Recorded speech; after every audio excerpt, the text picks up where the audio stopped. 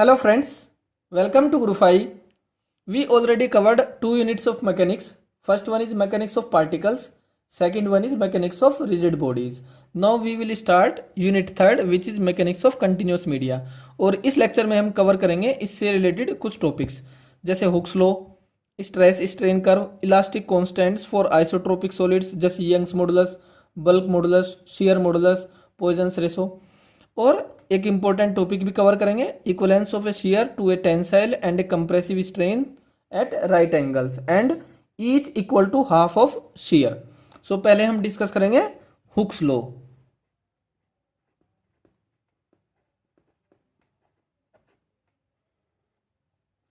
So under proportional limit, under proportional limit the stress is directly proportional to strain। So stress को हम sigma से represent कर देते हैं और स्ट्रेन को एप्सिलॉन से।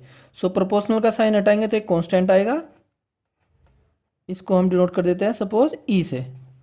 सो ई क्या है? Modulus of elasticity.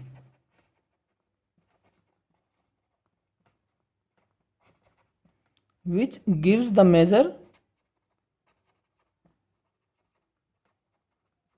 Of stiffness of a material. So अगर कोई मटेरियल ज़्यादा स्टिफ है तो उसका मॉडुलस ऑफ इलास्टिसिटी ज़्यादा होता है। So if a material is more stiff then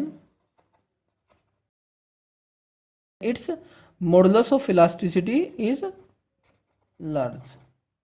now we will talk about stress strain curve.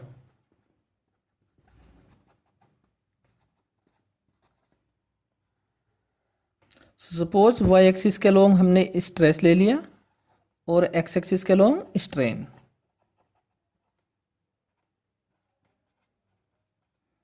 Sigma और ये एप्सिलॉन।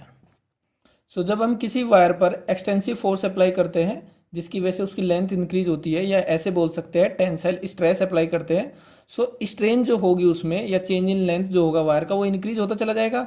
और under proportional limit stress is directly proportional to strain, जैसे हमने हुक्स लॉ में पढ़ा।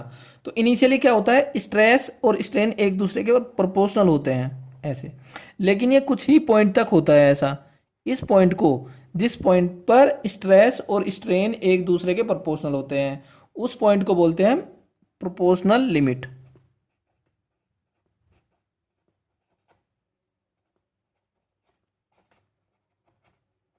और इसी लिमिट तक जो हुक्स लॉ होता है वो एप्लीकेबल होता है, इसके बाद एप्लीकेबल नहीं होता। So with increase in stress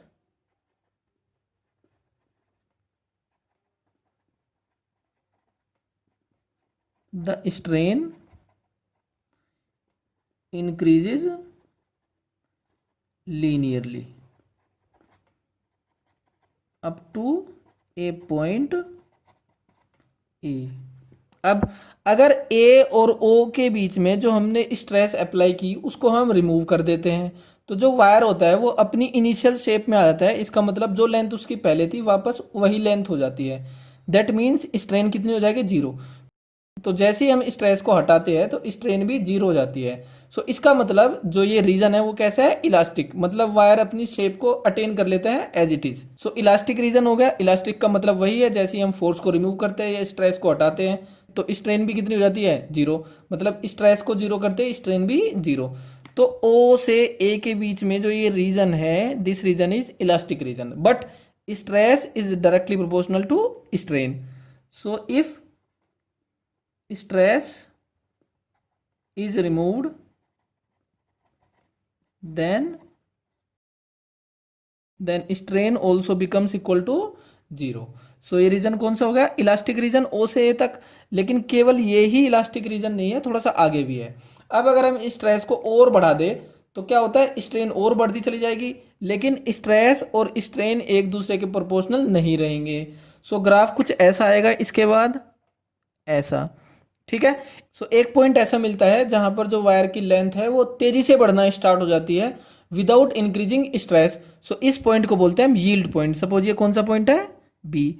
so B point कौन सा हो गया, यील्ड पॉइंट। इसको हम इलास्टिक लिमिट भी बोल देते हैं। इसका मतलब क्या है, अगर ओ से बी के बीच में वायर को कहीं पर भी स्ट्रेस हटा के देखते हैं हम, तो वायर अपनी इनिशियल शेप में आ जाता है। सो ओ से बी के बीच में किसी भी पॉइंट पर हटा दो स्ट्रेस, तो स्ट्रेन भी कितनी हो जाएगी, जीरो। सो ओ से बी तक जो रीजन है वो कैसा रीजन हो गया, इलास्टिक रीजन। ठीक है। ए से बी तक जो स्ट्रेन है वो बढ़ती है तेजी से विद इंक्रीज इन स्ट्रेस, लेकिन बी पॉइंट तक without increasing stress strain increases, और बहुत तेजी से लेंथ बढ़ती है वायर की। इसलिए इस पॉइंट को बोलते हैं यील्ड पॉइंट। और ओ से बी के बीच में जो रीजन है वो कौन सा है, इलास्टिक रीजन। इसका मतलब यह है ओ से बी के बीच में स्ट्रेस को हटा दो तो स्ट्रेन भी जीरो। सो इसको लिख लेते हैं, with further increase in stress strain increases rapidly, and at a point B strain increases without increasing stress, that is erratic increase हो जाता है स्ट्रेन में। That is erratic increase in strain, बहुत तेजी से बढ़ती है strain. If stress is removed then E becomes zero for this region also. ठीक है। तो ओ से ए रीजन है इलास्टिक रीजन। अब अगर फर्दर इंक्रीज करते स्ट्रेस को तो स्ट्रेन बढ़ेगी और बहुत तेजी से बढ़ती है। अब तो एक पॉइंट ऐसा मिलता है हमें जहां पर स्ट्रेस क्या होती है, मैक्सिमम, ऐसे, जिसको बोलते हैं हम अल्टीमेट स्ट्रेस या फिर मैक्सिमम स्ट्रेस। और फर्दर इंक्रीज करने के बाद जो स्ट्रेन होती है वो इंक्रीज होती चली जाती है विदाउट इंक्रीजिंग स्ट्रेस। अगर स्ट्रेस को कम भी कर देंगे तो भी स्ट्रेन बढ़ती रहती है। और एक पॉइंट ऐसा मिलता है जहां पर ये टूट जाती है। ये जो पॉइंट है मैक्सिमम स्ट्रेस के लिए, ये है पॉइंट सी, जिसको हम बोल देते हैं अल्टीमेट स्ट्रेस वाला पॉइंट, और यह है फ्रैक्चर पॉइंट या फिर ब्रेकिंग पॉइंट। सो सी पॉइंट कौन सा है, अल्टीमेट स्ट्रेस, और डी पॉइंट क्या है, फ्रैक्चर पॉइंट, और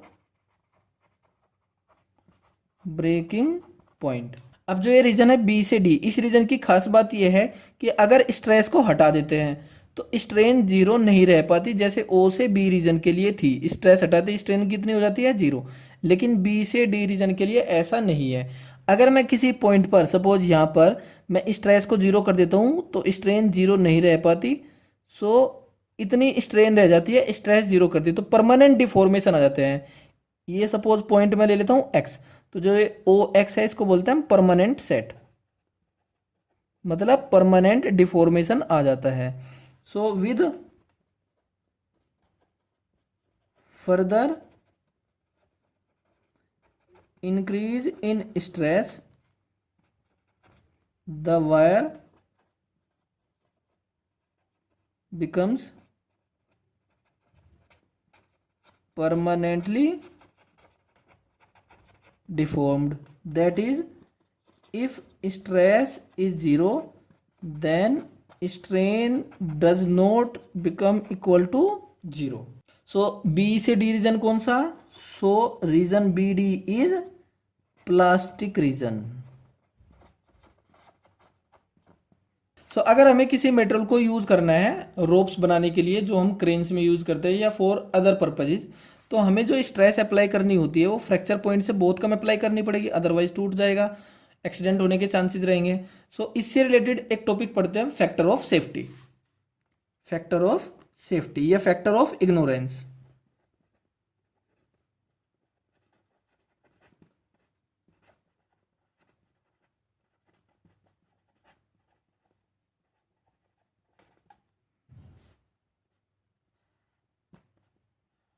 विच is defined as the ratio of breaking stress and the working stress.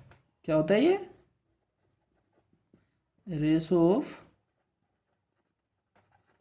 Breaking stress and working stress. ये तो वो स्ट्रेस है जिस स्ट्रेस पर हम किस इंस्ट्रूमेंट को यूज कर रहे हैं, और ये है breaking stress. So factor of safety इन दोनों के रेशो को बोलते हैं। So breaking stress upon working stress. अब जो ब्रेकिंग स्ट्रेस होगी वो हमेशा बड़ी होगी वर्किंग स्ट्रेस से, या हम ऐसे बोल सकते हैं वर्किंग स्ट्रेस हमेशा कम लेनी पड़ेगी ब्रेकिंग स्ट्रेस से, अदरवाइज वायर टूट जाएगा, ब्रेक हो जाएगा तो एक्सीडेंट हो जाएगा। तो इसकी वैल्यू हमेशा क्या होती है? एक से ज़्यादा। सो जैसे ब्रिटल मटेरियल्स होते हैं जिनके लिए कोई वेल डिफाइंड यील्ड पॉइंट नहीं होता, सो उनके लिए जो फैक्टर ऑफ सेफ्टी होता है that is calculated based on ultimate stress. तो ये लिख लेते हैं नोट करके, for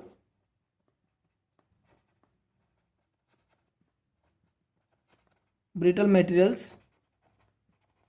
for which there is no well defined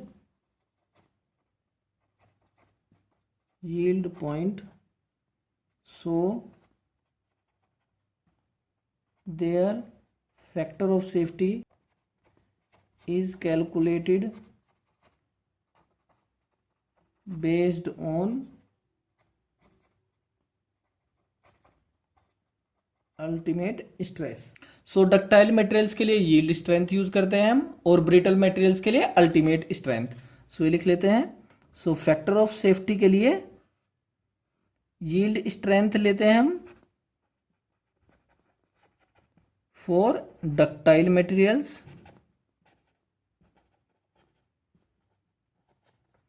और अल्टीमेट स्ट्रेंथ लेते हैं for brittle materials. Now we will see the elastic constants for isotropic solids या फिर modulus of elasticity।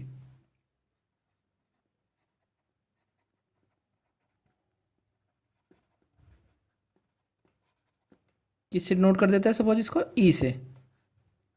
सो तीन टाइप के होते हैं ये, एक लॉन्गिट्यूडनल के लिए, एक शेयर के लिए, और तीसरा वॉल्यूमेट्रिक के लिए। सो पहले वाले को बोलते हैं यंग मॉडुलस, दूसरे वाले को बल्क मॉडुलस, और थर्ड वन को शेयर मॉडुलस।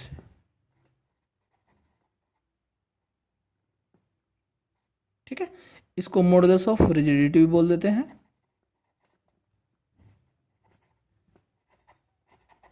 अब जैसे तीन टाइप की स्ट्रेस होती है और तीन टाइप का होता है स्ट्रेन, उसी हिसाब से ये तीनों है।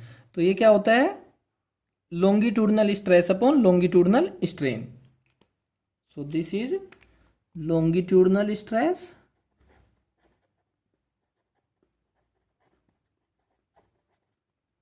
upon longitudinal strain, और ये होता है volumetric stress upon volumetric strain, या फिर normal stress upon normal strain,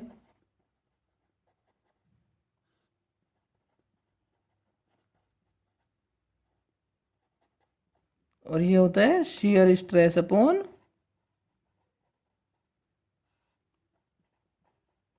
shear strain। These are applicable only when Hooke's law is valid, मतलब अंडर प्रोपोर्शनल लिमिट। तो तीनों तभी एप्लीकेबल है जब मेटल प्रोपोर्शनल लिमिट के अंडर हो। सो इसके लिए हो जाएगा longitudinal force upon cross sectional area, जैसे वायर है हमारे पास, upon longitudinal strain delta L upon L. इसके लिए क्या हो जाएगा? नॉर्मल स्ट्रेस, या इसको प्रेशर भी बोल देते हैं हम, P upon normal strain change in volume per unit volume, minus sign इसलिए क्योंकि जैसे ये प्रेशर अप्लाई करेंगे तो वॉल्यूम डिक्रीज होता है।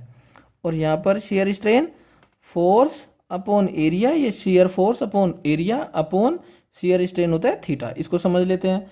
सपोज एक बॉडी है हमारे पास जिसका बॉटम सरफेस फिक्स है, अगर इस पर टेंजेंशियल डायरेक्शन में फोर्स लगाते हैं ऐसे एफ, सो जो ये टॉप सरफेस है इसमें तो डिस्प्लेसमेंट आ जाएगा, लेकिन जो बॉटम सरफेस है वो रहेगी फिक्स। तो डायग्राम कुछ ऐसा बन जाएगा इसका, ये इस तरह से। ठीक है। अब जो ये एंगल होता है थीटा, इसी को बोलते हैं हम शियर स्ट्रेन। मतलब बॉटम सरफेस के रेस्पेक्ट में जो टॉप सरफेस है, जो कितनी डिस्प्लेस होगी, that displacement per unit distance between the top surface and the bottom surface is called as shear strain. अब एक अनदर कांस्टेंट और पढ़ लेते हैं हम, जिसको बोलते हैं पॉइजन्स रेशो। इसको डिनोट कर देते हैं हम सिग्मा से। जब किसी वायर को खींचते हैं हम, टेंसाइल स्ट्रेस लगाते हैं, टेंसाइल फोर्स लगाते हैं, तो उस वायर की लेंथ तो बढ़ जाती है, लेकिन जो एरिया ऑफ क्रॉस सेक्शन है, या बोलेंगे रेडियस या डायमीटर, वो क्या हो जाती है, कम। जैसे हमने एक वायर ले लिया ये,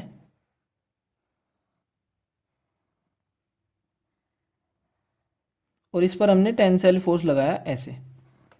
सो जो इसकी लेंथ है वो तो इंक्रीज हो जाएगी, लेकिन जो डायमीटर है वो कम हो जाएगी। तो वायर की शेप कुछ ऐसे हो जाएगी, डायमीटर कम लेकिन लेंथ बढ़ जाएगी। सो सपोज जो डायमीटर में चेंज है वो डेल्टा डी, और जो लेंथ में चेंज है वो delta L. So delta D है change in diameter,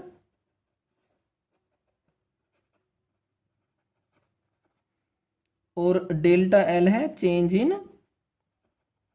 length. So delta D upon D, minus sign इसलिए क्योंकि डायमीटर घट रही है, इसको बोलते हैं लेटरल स्ट्रेन। और डेल्टा एल अपॉन एल, इसको क्या बोलेंगे, longitudinal strain.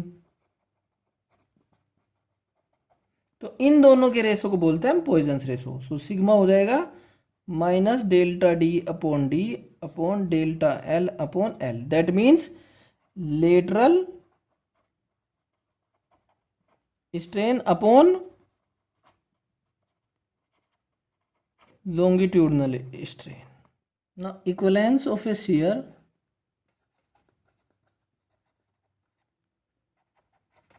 into tensile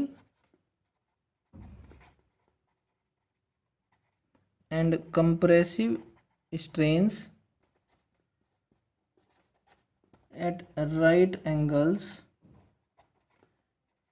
and each equal to half of shear strain.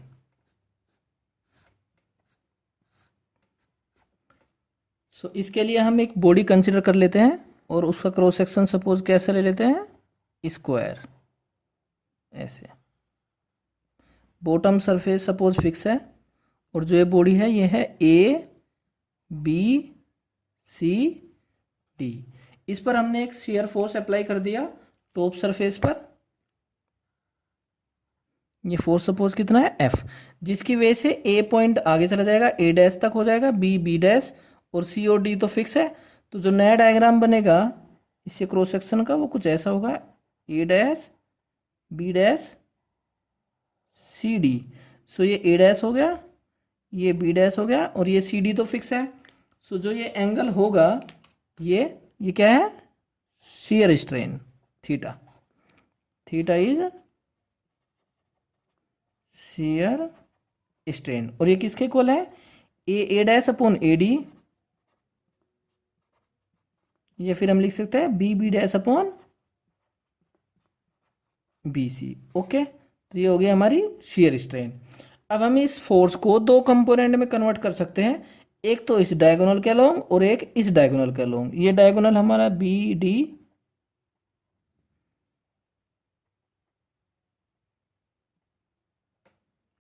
सो जो ये डायगोनल है ए सी, इसकी जगह कौन सा डायगोनल बन गया अब, ए डैश सी, और जो डायगोनल था बी डी, उसकी जगह कौन सा डायगोनल हो गया, बी डैश डी। सो बी डी डायगोनल की लेंथ तो इंक्रीज हो गई, और जो ए सी डायगोनल है उसकी लेंथ कम हो गई। सो ये हो गए नए डायगोनल्स इस तरह से। ठीक है। सो इस फोर्स का जो कंपोनेंट इस डायगोनल के अलोंग लेंगे, उसकी वजह से क्या होगी, इस डायगोनल की लेंथ कम, तो ये जो फोर्स का कंपोनेंट होगा ऐसे, वो कैसा होगा, कंप्रेसिव। और इस फोर्स का जो कंपोनेंट इस डायगोनल के पैरेलल होगा ऐसे, उसकी वजह से इस डायगोनल की लेंथ बढ़ गई, तो ये कौन सा होगा, टेंसाइल। तो इस तरह से दो कंपोनेंट में हम इसको कन्वर्ट कर सकते हैं। सो जो ये डायगोनल है ए सी, इसकी जो लेंथ कम हो गई, वो कितनी हो गई, सपोज इससे परपेंडिकुलर ड्रॉ करेंगे तो ये पॉइंट एम, तो कितनी कम हो गई ए एम। ऐसे ही जो ये डायगोनल है बी डैश डी, तो इसकी लेंथ बढ़ गई, वो कितनी हो गई बी डैश एन बढ़ गई। सो बी डैश डी डायगोनल हो गया, तो कितनी लेंथ होगी उसकी बी डैश डी से, बी डैश एन ज्यादा। सो ए एम इसकी लेंथ में चेंज और बी डैश एन इसकी लेंथ में चेंज। तो यहां पर ये कंप्रेसिव है और यहां पर ये कैसा है tensile. So A M, so A M upon A C, A M upon A C, ये कौन सी स्ट्रेन होगी कंप्रेसिव स्ट्रेन। और B dash N upon B D, ये कौन सी स्ट्रेन होगी टेंसाइल स्ट्रेन। क्योंकि इस फोर्स के दो कंपोनेंट हैं, उनको भी दिखा देते हैं। एक कंपोनेंट इस फोर्स का इस डायगोनल के अलोंग होगा, वो सपोज F1 है, और एक कंपोनेंट इस डायगोनल के पैरेलल होगा, वो सपोज ऐसे है। ठीक है, ऐसे पी एन, तो ऐसे हो जाएगा ये फोर्स है suppose F2। So force F को दो कंपोनेंट में डिवाइड कर दिया हमने, एक F1 और एक F2। सो जो F1 है वो कैसा है इलोंगेशन या टेंसाइल, सो इसकी वजह से इलोंगेशन हो रहा है। ठीक है, किसके अलोंग डायगोनल BD के along.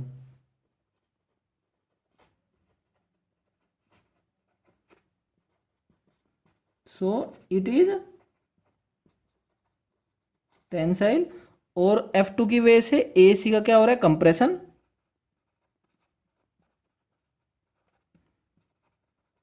Along diagonal AC, so it is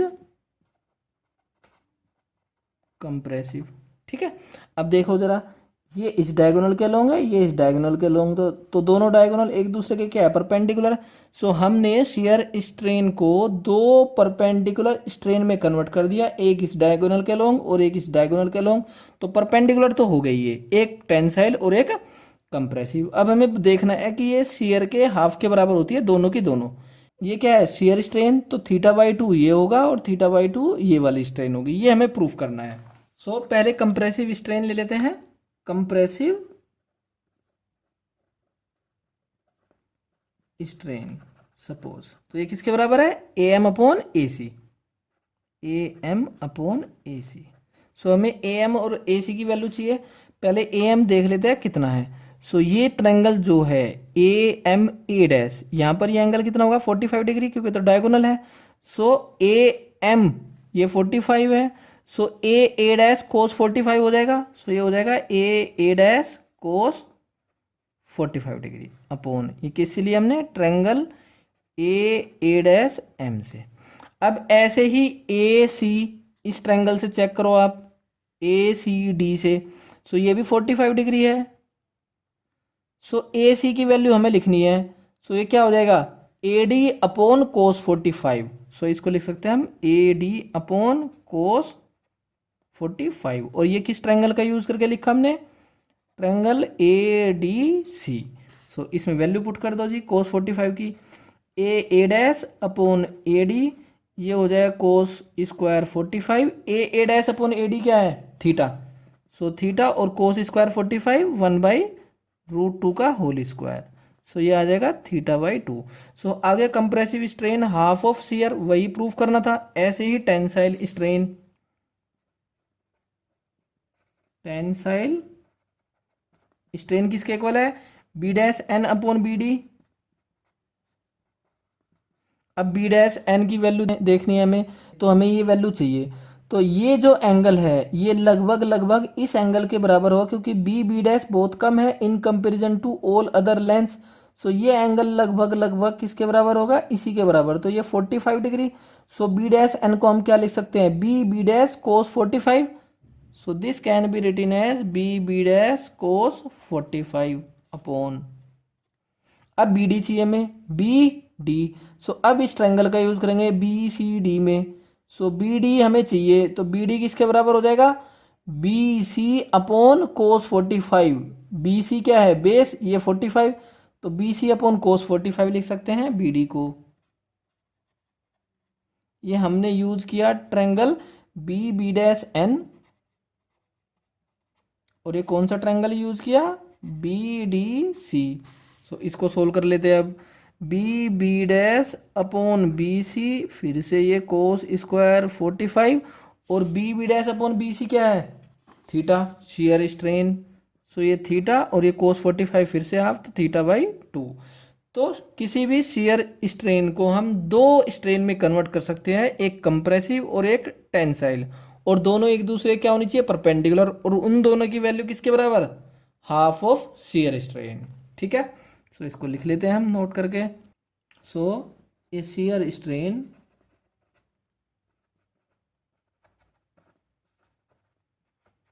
can be converted